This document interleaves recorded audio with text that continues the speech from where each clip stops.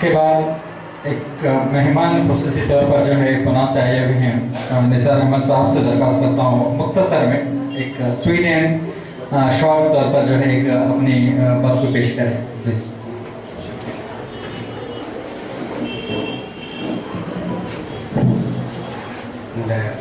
Assalamu alaikum. I need your attention please sir. Sirsi taluka minority education welfare trust के जिम्मेदारान सदर मोहतरम और म्यूनसिपल कॉर्पोरेशन के सदर साहब और दीगर बुजुर्ग तशरीफ फरमा है और मेरे दोस्त और मेरे स्टूडेंट्स, अस्सलाम वालेकुम।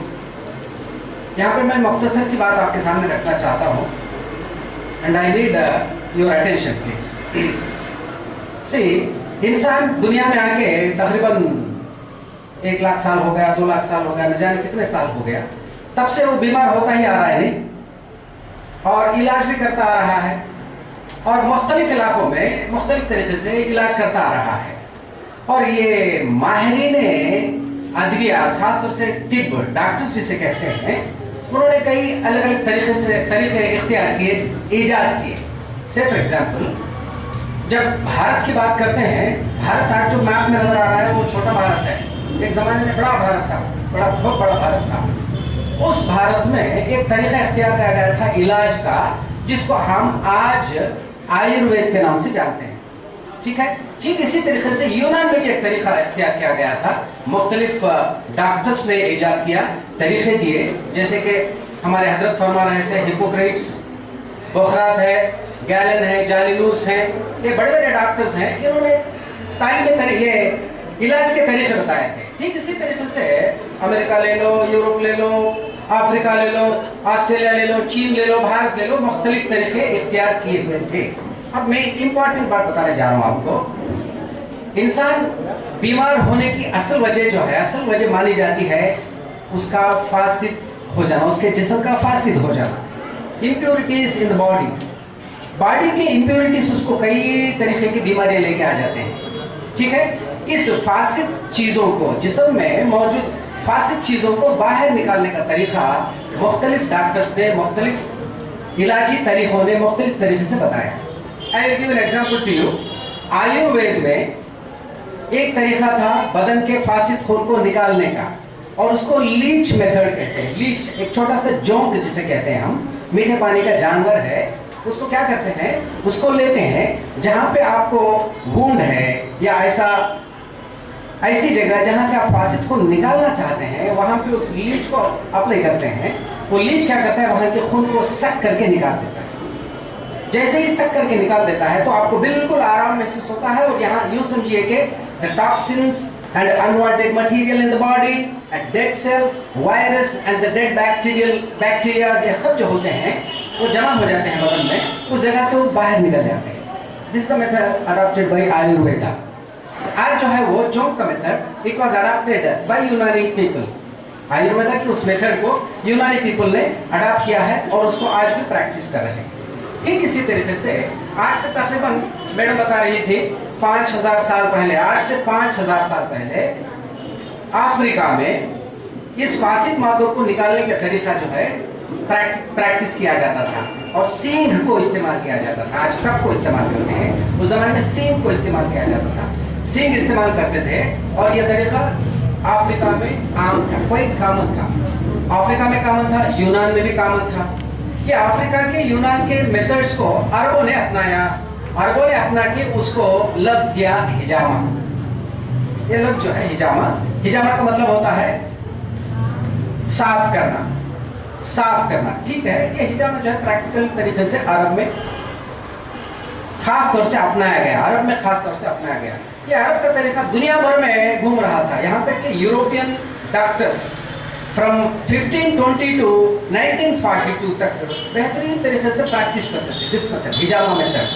लेकिन चंद बड़े से 1920 के बाद बहुत सारे चेंजेस आए। फर्स्ट वर्ल्ड वार आया, सेकेंड वर्ल्ड वार आया, उस वक्त में जो है ये मुस्लिम मेथड्स जो भी थे, मुस्लिम एजुकेशन मुस्लिम साइंसेस जितने भी थे, उनको क्या किया गया, उसको मादूम क्या कर दिया गया, उसको ढांक दिया गया, पर्दा डाल दिया गया। और ये कह दिया गया हिजामा को कि हार्श मेथड है, खून निकालने का मेथड है, ये तरीका ठीक नहीं है बोल के उसको बंद ही कर दिया लोगों ने। फिर लेटर ऑन 2005 में I drag your kind attention, British cupping society form किया गया इंग्लैंड में। ये ब्रिटिश कपिंग सोसाइटी जो पुराना हिजामा मेथड है, फिर उसको इन्होंने रिजुवेनेट मतलब क्या है, फिर रीप्रैक्टिस करने लगे। आज जो है ये हिजामा प्रैक्टिस दुनिया के हर गोशे में है। You may get wonder if you go to New York city और सैन फ्रांसिस्को, वाशिंगटन, इंग्लैंड, ये तुर्की, ये जहाँ पे बड़े बड़े शहर हैं, इस्तांबुल जाइए आप, वहाँ पे आपको हिजामा थेरेपी सेंटर्स नजर आएंगे आपको। आप इंग्लैंड जाएंगे, वहाँ पे आपको हिजामा कपिंग थेरेपी सेंटर्स ये नजर आएंगे आपको। ये बिल्कुल आम हो गया है, ये हार्श मेथड नहीं है। जैसे कि हदीस से भी एक बहुत सारी चीजें वाज़ेह हो रही हैं। हदीस में आता है, आप सल्लल्लाहु अलैहि वसल्लम ने फरमाया कि आपके इलाज के लिए मैं 3 तरीके बताता हूँ। उसमें एक तरीका है आप शहद लीजिए, शहद का इस्तेमाल कीजिए, बेहतरीन इलाज है शहद में। दूसरा जो है हिजामा, और हिजामा के ताल्लुक से आप सल्लल्लाहु अलैहि वसल्लम फरमाते हैं, जब मैं मेराज को गया था, फरिश्तों ने मुझसे पूछा कि अल्लाह के रसूल आपने हिजामा नहीं करवाया, आप हिजामा करवाइए। सो यहाँ से ये बात भी साबित होती है कि आप सल्लल्लाहु अलैहि वसल्लम को मेराज शरीफ को जब तशरीफ ले गए थे, वहाँ पे फरिश्तों ने उनको पूछा था कि आपने हिजामा नहीं करवाया, आप हिजामा करवाइए। सो ये चीज़ जो है रिलीजियसली भी है, मोस्ट पॉपुलर है, अरबों में ये मोस्ट पॉपुलर चीज़ है।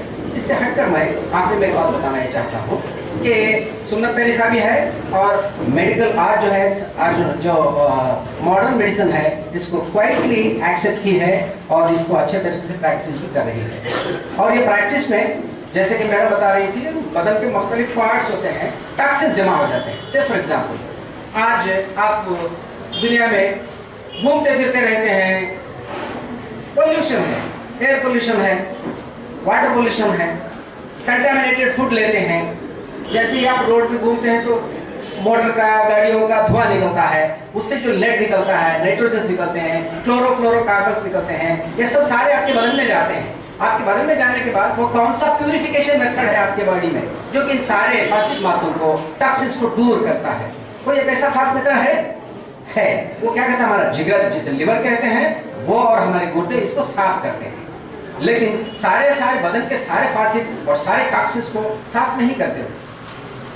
इसलिए एक बेहतरीन मेथड दरियाफ्त किया गया है, वो है हिजामा। हिजामा के पॉइंट्स जो है हमारे बॉडी में मुख्तलिफ पॉइंट्स हैं, वहाँ पे डेड सेल्स रहते हैं, डेड सेल्स जमा हो जाते हैं, टॉक्सिन्स जमा हो जाते हैं, फासिद मादे जिसे कहते हैं, टॉक्सिन्स जमा हो जाते हैं। और जो है वायरस जो बदन में रहता है वो मरकर वहाँ पे बॉडी स्टॉक हो जाते हैं, बैक्टीरिया वो भी स्टॉक हो जाते हैं। इन सबको निकालने का जो बेहतरीन तरीका है वो हिजामा है। एक सेफ्टी मेथड है, बेहतरीन मेथड है, आप भी इसे अपनाइए और ये सुन्नत भी है, ठीक है। और ये मत सोचिए कि मुसलमानों का मेथड, हमारे प्रदीप साहब फरमा रहे थे कि इलाज जो है बाट मिल लिया जाता है, ऐसा नहीं है। बिलीव मी, द जोंक मेथड, जो लीच का जो मेथड है, it is what is totally Ayurvedic method and it is what is wholeheartedly welcome and wholeheartedly स्वीकार किया गया है यूनानी वालों से। So it is quite common। आज मैं भी जो है आयुर्वेदा की मेडिसिन लेता हूँ, यूनानी को भी लेता हूँ। क्यों लेता हूँ? ये इलाज है, ये कोई धर्म कर्म की बात नहीं है। इसमें जो भी इलाज है वो इंसान के लिए होता है, किसी धर्म वाले के लिए नहीं होता, ठीक है। मिसाल के तौर पे पेंसिलिन है, पेंसिलिन अंग्रेज को देंगे, सिर्फ मुसलमान नहीं लेता पेंसिलिन, हिंदू नहीं लेता, ये मत ऐसा नहीं है। बिलीव मी, एक बेहतरीन इलाज है। आप आयुर्वेद को भी अपनाइए। आयुर्वेद में भी जो है सींग जो होती है, एक जमाने में कप नहीं थे, कांच के कप भी नहीं थे, पोर्सिलिन के भी नहीं थे, या कोई दूसरे एडवांस्ड मेथड्स नहीं थे। उन दिनों में आयुर्वेद पीपुल भी, आज से तकरीबन आप चरक संहिता उठा के देख लीजिए, उसमें भी आपको मिलेगा। क्या मिलेगा? ये इम्प्योरिटीज जो है, टॉक्सिन जो है बॉडी के, इसको बाहर निकालने के जो तरीके हैं बुजुर्गों ने बताया है। उन्हीं मेथड को आज जो है मॉडर्न तरीके से चाइना का थैंक्स बोलना चाहिए, क्या उन्होंने जो है एडवांस तरीके से उसके जो इक्विपमेंट्स हैं हिजामा के लिए, जो भी इक्विपमेंट्स हैं वो आसानी से मुहैया करवा रहे हैं। बहुत अच्छी चीज़ है, इसको अपनाइए और मुझे मौका दिया आप लोगों ने, शुक्रिया।